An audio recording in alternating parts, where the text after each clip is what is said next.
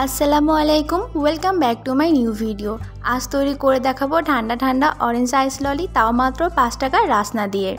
তৈরি করা অনেক বেশি সহজ। আইসক্রিমের মোল্ড না থাকলেও যেভাবে আইসক্রিম তৈরি করবেন সেটাও দেখিয়ে দেব। তো চলুন এই সহজ আর মজাদার অরেঞ্জ আইস ললির রেসিপিটি দেখে নেওয়া যাক।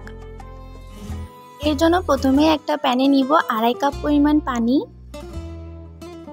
যেই পরিমাণ আইসক্রিম তৈরি করতে চান ঠিক সেই পরিমাণ পানি এখানে ব্যবহার করবেন। 2.5 কাপের জন্য এখানে দিয়েছি 1/2 কাপ চিনি।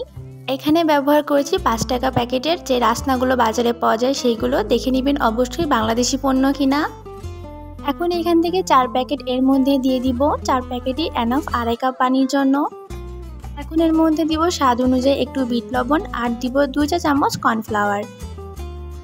কর্নফ্লাওয়ারটা দিয়ে খুব ভালো করে পানির সঙ্গে মিশিয়ে নিব। মিশানো হয়ে গেলে এটাকে চুলায় বসিয়ে দিব। চুলায় দিয়ে অনবরত এইভাবে নাড়াচাড়া করতে হবে।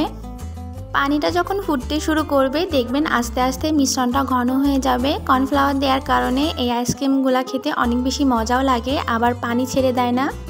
এই ধরনের ললি আইসক্রিমগুলো বসাতে গেলে অনেক সময় দেখা যায় মোল্ডের নিচে বরফের মতো জমে আছে। কর্নফ্লাওয়ারটা ব্যবহার করলে এই জিনিসটা হয় না।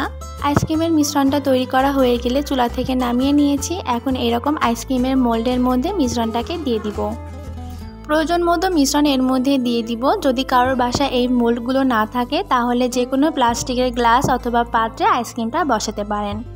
এখন একটা ফয়েল পেপার উপরে খুব ভালো করে লাগিয়ে নিব আর স্টিক বসানোর জন্য এরকম করে কেটে নিব।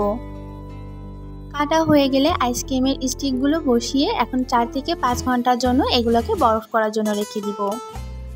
4 থেকে 5 ঘন্টা পর ফ্রিজ থেকে বের করে নিয়েছি। আইসক্রিমগুলো একদম পারফেক্টলি হয়ে গেছে।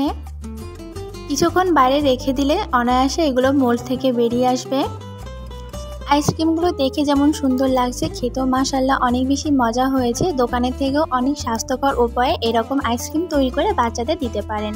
একটা আইসক্রিম এরকম প্লাস্টিকের গ্লাসে বসিয়ে দেখাচ্ছি, এইভাবেও চাইলে তৈরি করে নিতে পারেন। আশা করি আমার আজকের এই ভিডিওটি আপনাদের কাছে ভালো লেগেছে। দেখা হবে নতুন আরেকটি ভিডিওতে। আল্লাহ হাফেজ।